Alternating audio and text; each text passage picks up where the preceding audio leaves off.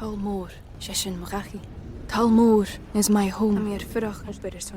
My family have worked the land for generations. My gran says the island does not belong to us, but we belong to the island. And we must be ready, for a great evil is coming, and death follows with it. Listen and subscribe to the latest season of Undertow, The Harrowing, a Storyglass production presented by Realm, available wherever you get your podcasts. The thing that I fought tooth and nail to bring my son into is Dungeons and Dragons. That is the ultimate solution to parenthood. I'm Alexis Ohanian. In my podcast, Business Dad, I'm hoping to open up the conversation about balancing careers and family. I talked to Rainn Wilson. I wanted to learn more about Rainn's advice to play D&D with your kids. Business Dad is available now, so be sure to listen and subscribe wherever you get your podcasts.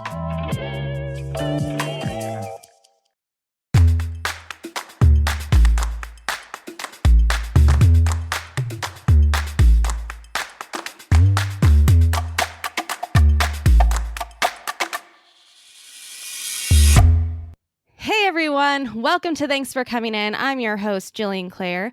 You may know me as preteen Abby from Days of Our Lives, or the mean karaoke girl Haley in the victorious movie Freak the Freak Out, or maybe you're a horror fan and know me from Alien Abduction. Whichever way you found me, I'm sure you're glad you did.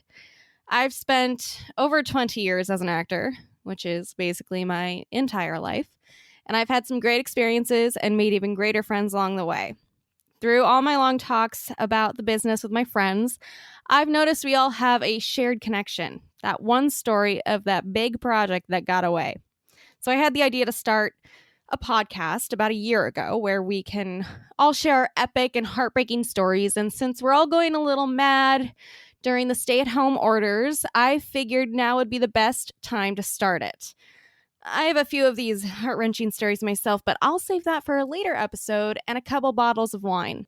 If you're wondering why the show is called Thanks for Coming In, as an actor, you go to several auditions to book roles in TV shows and films and plays and what have you, video games now, I guess, as well. And a lot of times when you're done auditioning, you've done your scenes and they've asked you all the questions or you've redone the scene, the casting director will tell you thanks for coming in. It's kind of just a generic thing that they say. That doesn't mean that you didn't book the role. Doesn't mean that you're not going to get a callback. It's just what you hear as an actor a lot.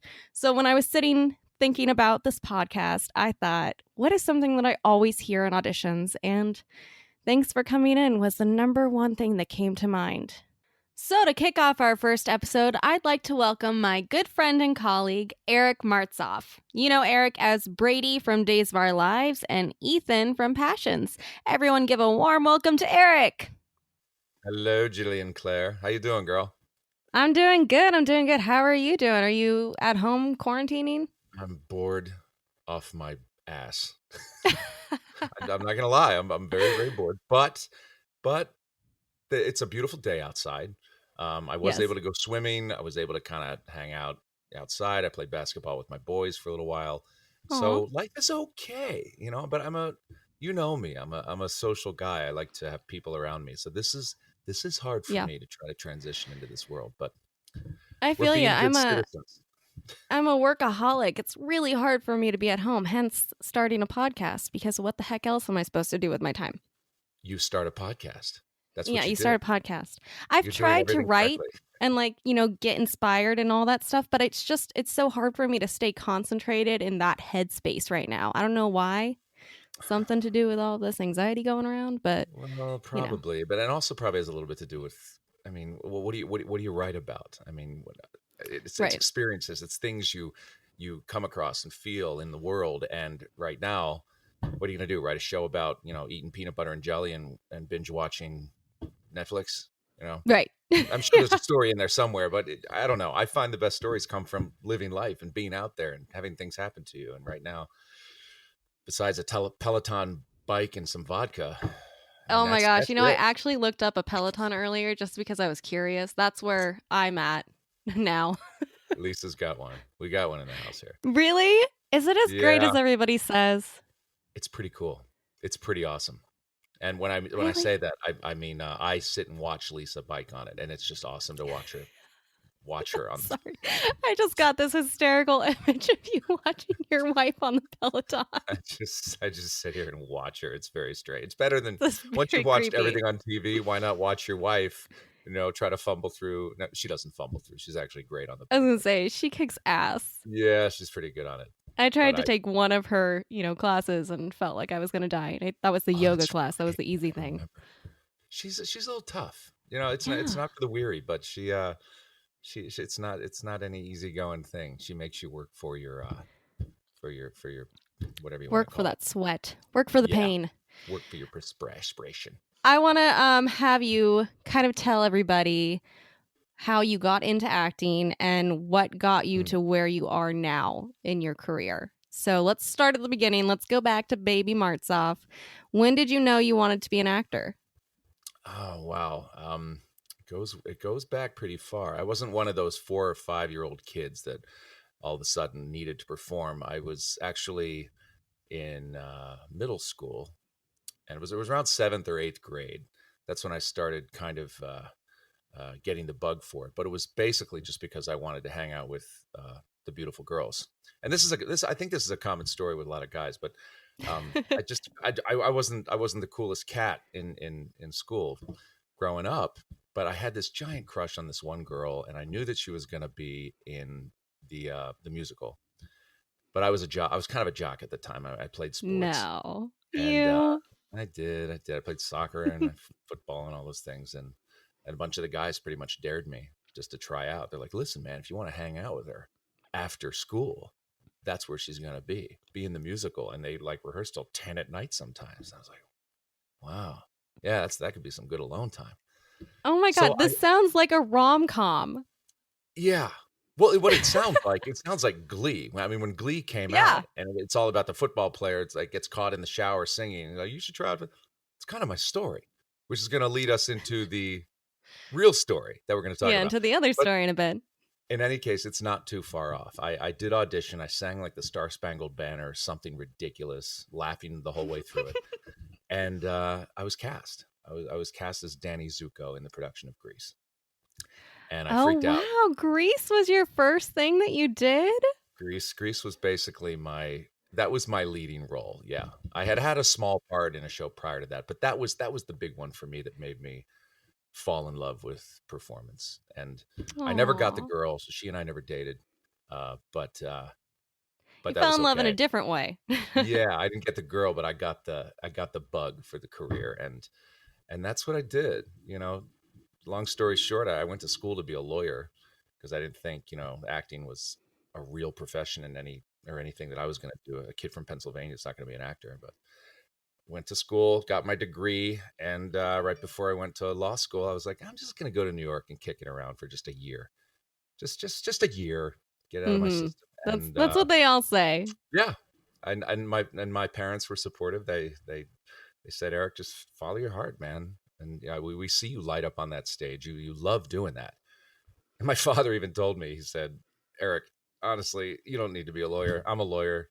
And I do it because it's a good living for my family, but I don't enjoy going to work on a Monday morning. And if you enjoy going to work on a Monday morning, if you get excited on Sunday night, I get to go to work, then stay with that. No matter how unstable or how ridiculous it may sound, that's a winning combination.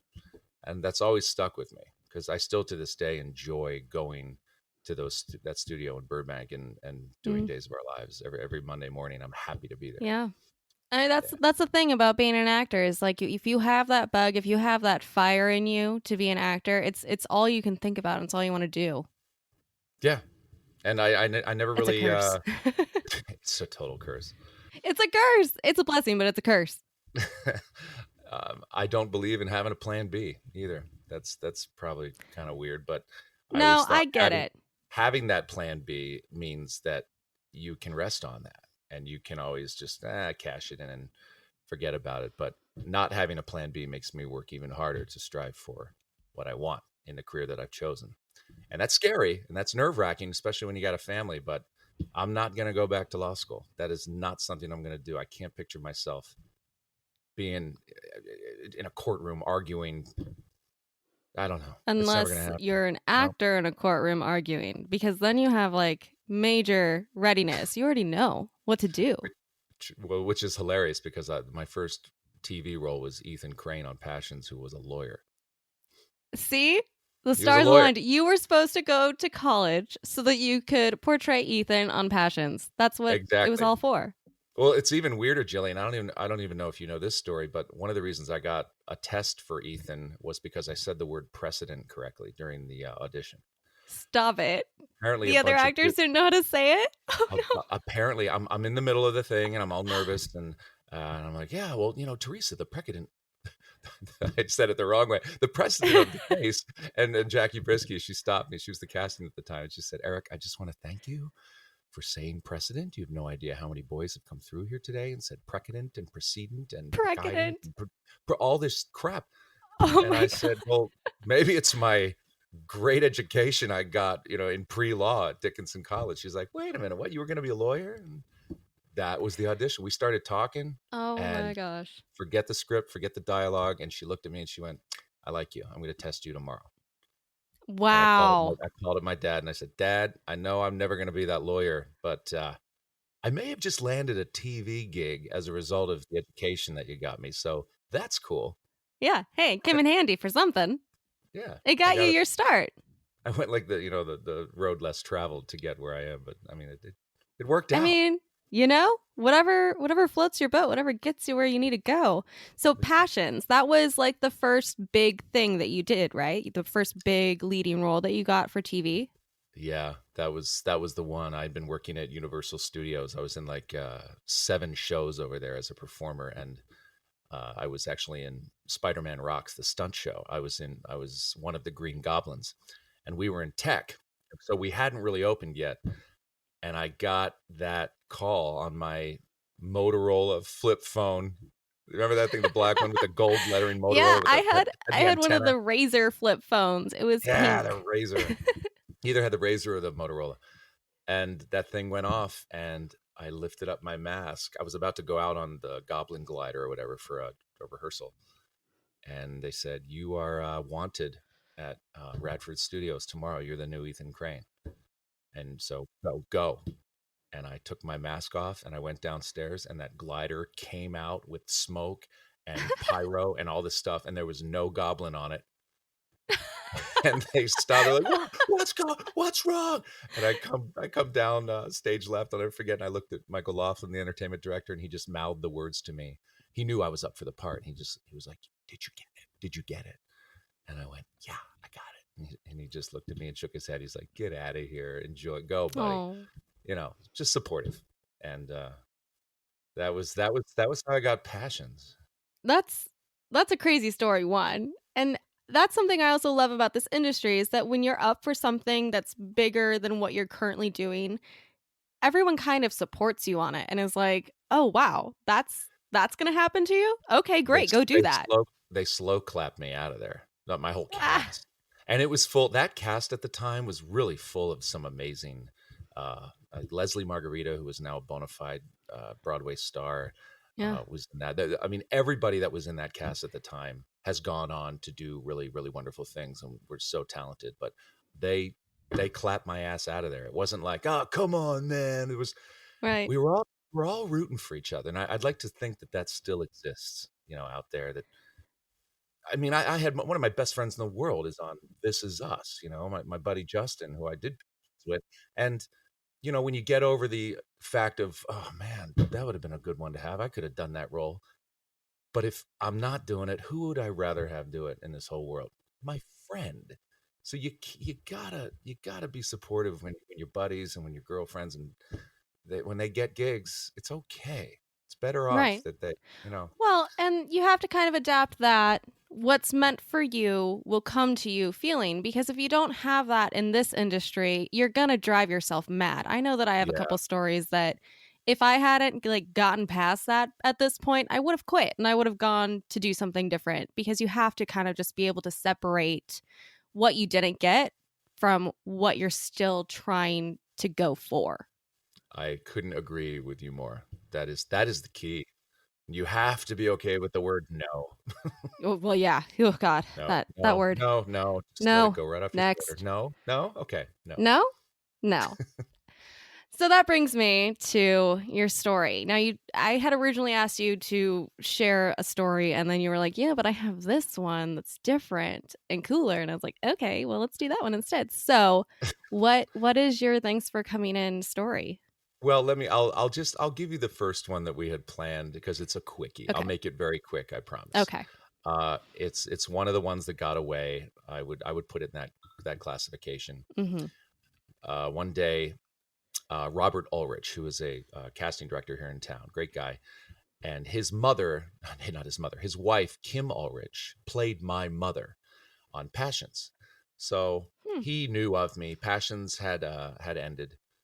I believe Passions had ended at the time. And he calls me up and he says, Eric, I got this pilot on my desk here, and I'm thinking that you'd be right for it. It's probably not going to go anywhere. It's really weird. It's about a glee club.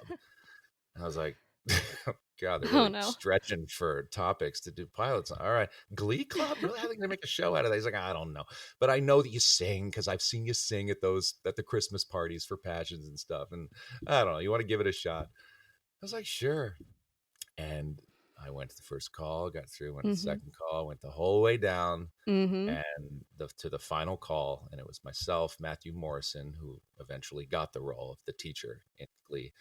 And I think it was like maybe three other guys. But the tough part about the story is that I thought my audition just rocked. I went in there, I sang Under the Boardwalk, which I did all these high falsetto things. And I felt I was just in the groove, and there was a long table, and Ryan Murphy was right at the center. And Ryan Murphy at the time was not that well known. So I didn't know because Glee was really the thing that brought him to fame. That blew him up.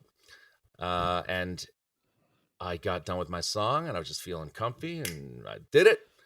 And heck, if that guy didn't stand up and give me a standing ovation, and the others kind of followed suit, and they just, yeah, all right. And I mean, I just felt like I got it.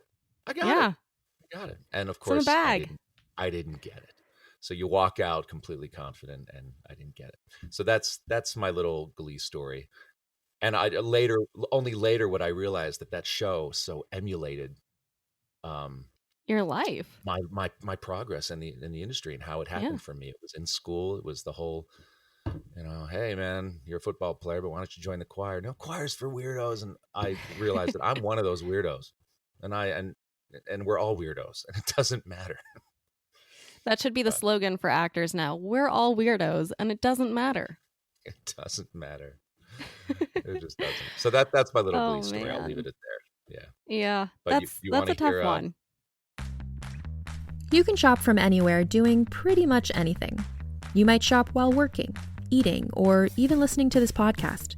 And however you shop, we all know and love the thrill of the hunt. But do you also know how to get the thrill of the best deals? Because Rakuten shoppers do. With Rakuten, they get the deals they love with the most savings and cash back. And you can get it too. Start getting cash back at your favorite stores like Sephora, Nike, and even Expedia if you're looking to get some travel in. And getting cash back doesn't mean you have to miss out on sales, because those can just be stacked right on top. It's easy to use and based on a simple idea. Stores pay Rakuten for sending them shoppers, and Rakuten shares the money with you as cash back through PayPal or check. Download the free Rakuten app and never miss a deal. Or go to Rakuten.com to start getting the most bang for your buck. That's Rakuten.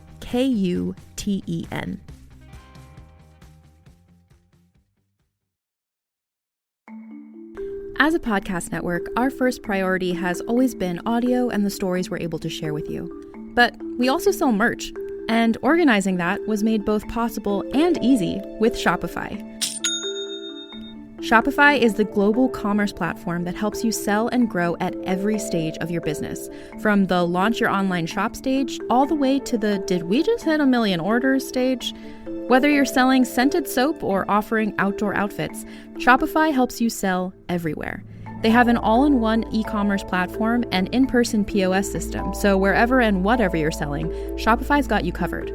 With the internet's best converting checkout, 36% better on average compared to other leading commerce platforms, Shopify helps you turn browsers into buyers.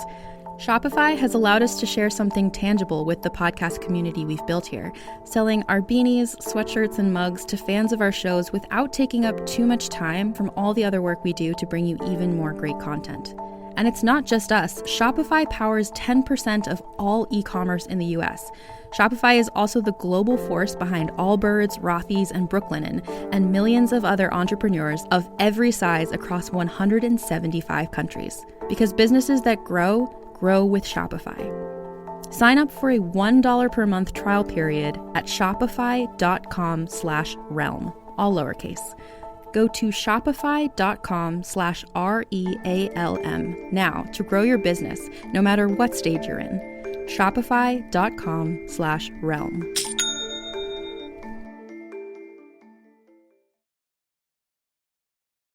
You want to hear an even more interesting one?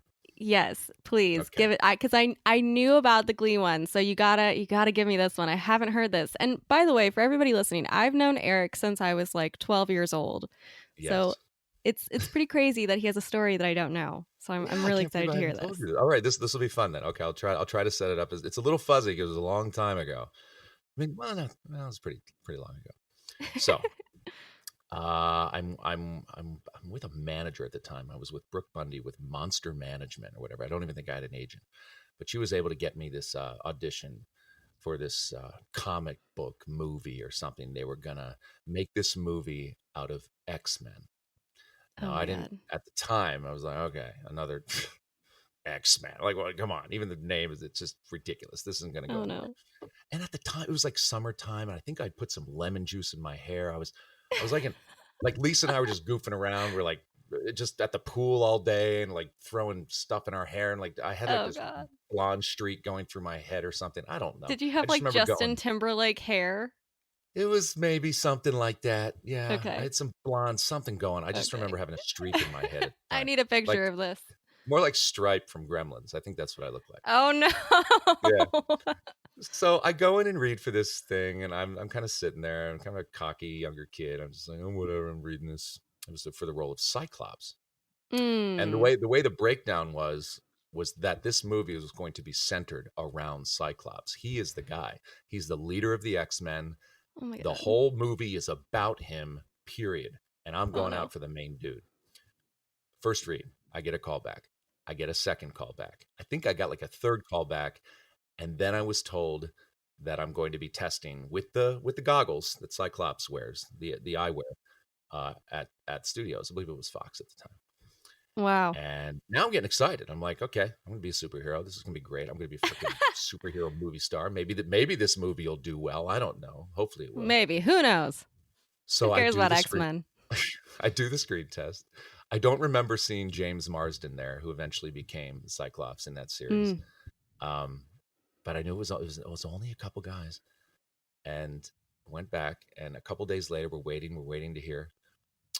My manager calls me up. She's like, I have bad news. I'm like, no, don't tell me. She's like, yeah, listen, it has nothing to do with you, which agents love to tell you, right? Nothing to do with you. That's a famous line.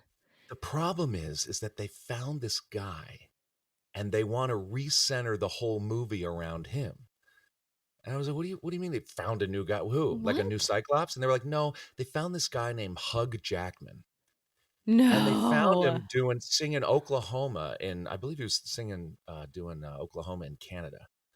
He was doing the bright orange days on the meadow, whatever that role was. And that's where they got him from. No way. And they basically said to me, they've decided to make the whole movie around Wolverine, as opposed to Cyclops is going to become a secondary character. And this is crazy. And they said, apparently, because your physique is similar to Hugh. I was really jacked up at the time and big. I was like 25 pounds heavier. I was a maniac. They said, you're too similar to this guy. Oh no. So they want to make Cyclops smaller in stature to Wolverine. So they went with another guy who was my gosh. Yeah, that's Oh, that that was hurts. the tough one. And then of course you watch, I mean, through the years, this thing becomes the biggest franchise, and it launched Hugh Jackman. And Hugh Jackman, who I adore and think is incredible, he has gone on to do everything that I feel like I could do. And I mean, everything from Broadway to the superhero stuff, but he's also done some great dramatic work. But I mean, he was in Les Mis, The Boy from Mm-hmm. Oz, all Or these like The things. I'm like, Greatest oh, Showman, something that I could totally see you in. exactly. We all have that one guy or that one girl that is doing everything that we feel like is in our wheelhouse. And the trick is to not hold on to that and be upset about it, but to keep That going and story make is your own mark. crazy, Eric. Oh my I can't believe I gosh. never It's told you that before. that one's wild because it's not even like you lost the role to somebody else necessarily, like that specific role. It was because somebody else in a different role came in and you were too similar to that. I mean, oh my Lord. I mean, you know how often our agents and our managers, they always look at us, they say, listen, do your best, do your Yeah. job, because there's 6,000 reasons why you may or may not get this job. Oh And yeah. one of them might be your ability. Everything else is, you know, in the Well, universe. You can't help yeah. it. I And this mean, was, a lot of it has to do with look. That's what I've heard my entire life. well, that's essentially, yeah, that's what it came down to. I mean, they thought that I looked a little too much like Hugh Jackman, which is fine with me. Yeah, But it's great to look like Hugh yeah, Jackman. it's I like, also like that she thanks, said but no hug. thanks. Hug Yeah, hug. Jackman. I'll never forget that. She's like, hug. I'm like, I think it's Hugh. Hug. No, it's Hug hug. Hug Jackman. Jackman.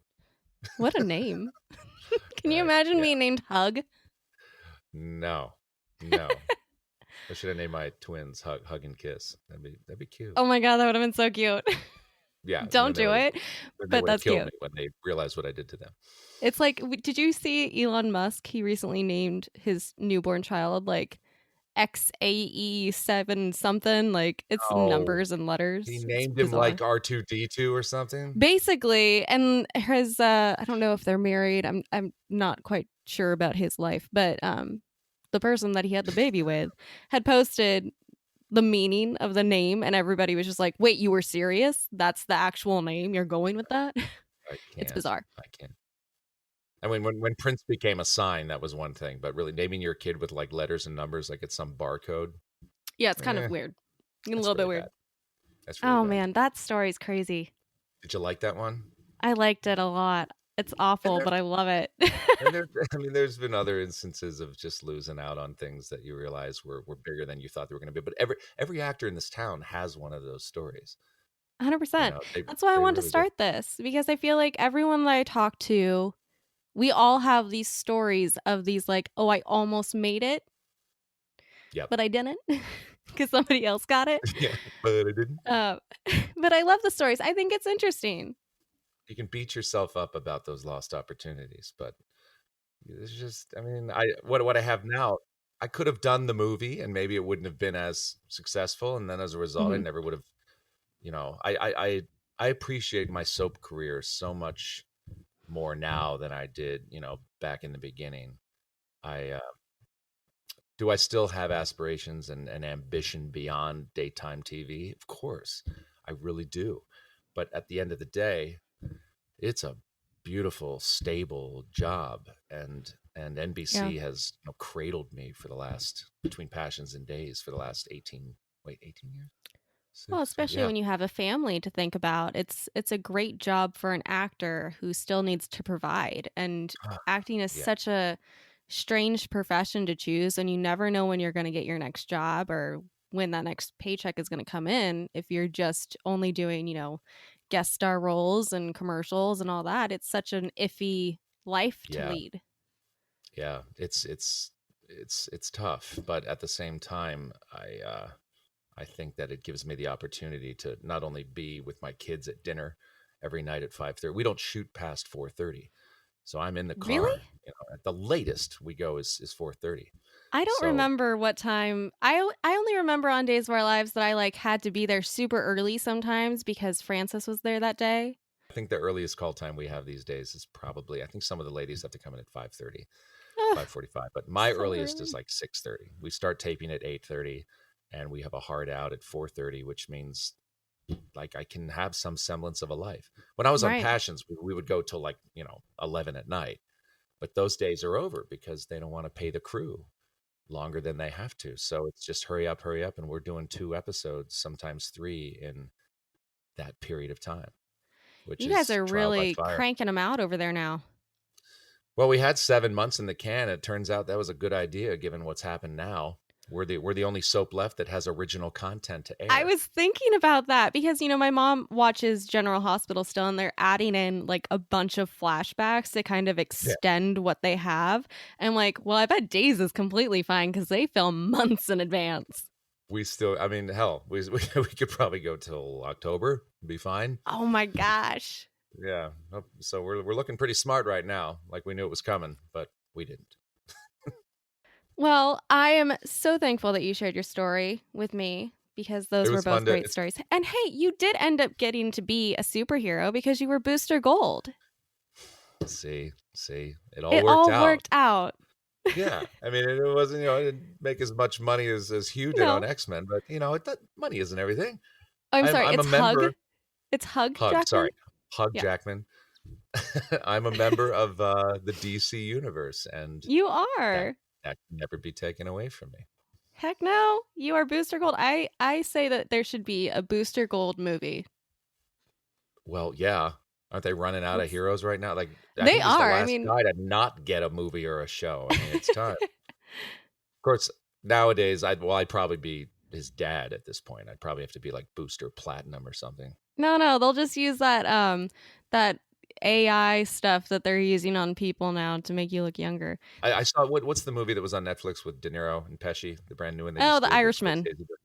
They de-aged De Niro as well, and I mean, it was pretty great. It was pretty awesome. I mean, it's pretty cool, but like sometimes it looks like an Instagram filter, and you're like, "What's happening?" Yes, at certain small points, the light hits it just right, and you're like, "Yeah, ooh, that looks like the kid from Polar Express." Like it just looks a little. Is that a mannequin? Oh no, it's a man. Okay. Oh my goodness. They look a little doughy, little shiny and gooey. It's like, so you have your own podcast too, right? Podcasts for Dummies. I have For Dummies, the podcast. It's still going strong. Good. And I interview the authors once a week of the books. And I mean, selfishly, I love it because I literally have educated myself on so many topics that I never would have even shown an interest in. And in that's 30 so minutes, fun. It's like school. It's like Cliff Notes. I mean, these experts, they're going to give you the lowdown on the whole book in less than 30 minutes. And it's great because it's just like bullet point. And yeah, I have much more to talk about at cocktail parties now because I all of how to do everything. Yeah, I can do everything.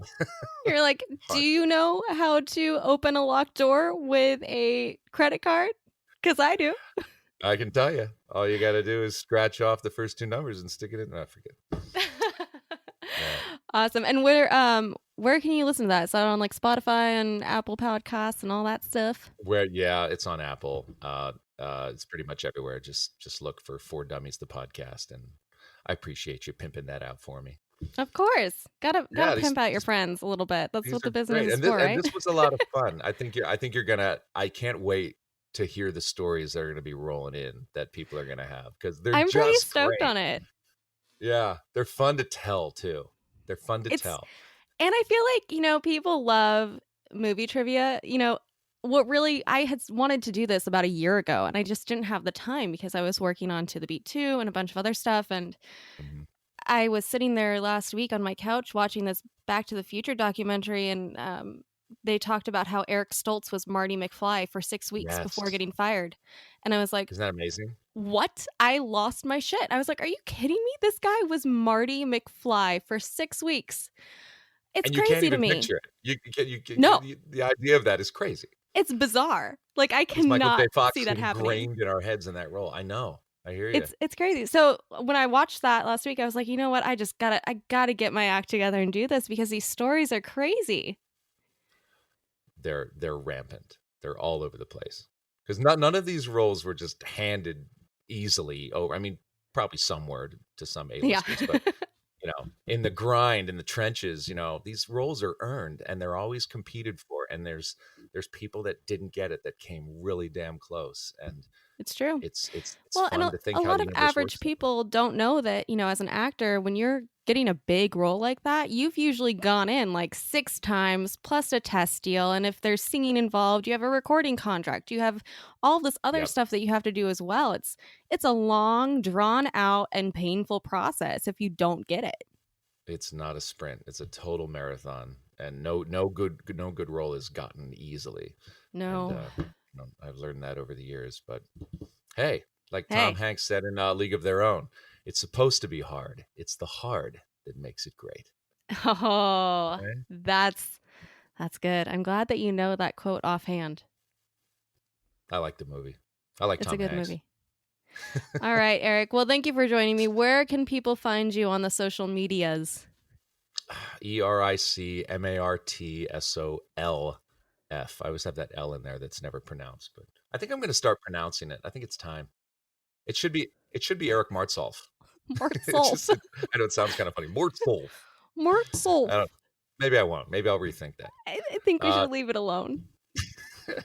It's at Eric Martsolf everywhere. That's Instagram, Twitter. Yeah, come and find me. I'm doing some really weird things these days, as everybody is. I'm running out of things. Going a little crazy. Yeah. Thank you so much for having me. This was thank you, Eric, so much for coming on. And I hope that you have a good quarantine. I don't know what to say. I mean, I would say have fun at work, but we don't know. Have fun on your couch, eating your Cheetos, doing nothing. All right. Thanks so much, bud. You bet. Bye. Bye. Well, that was super fun. I love that guy. I'm so thankful he was my first guest. Make sure to subscribe to the show wherever you get your podcasts and follow us on Instagram and Twitter. New episodes every Thursday. It's been a pleasure, and thanks for coming in. Nowadays, trends and news cycles change faster than we can blink. But there are some things that withstand the test of time.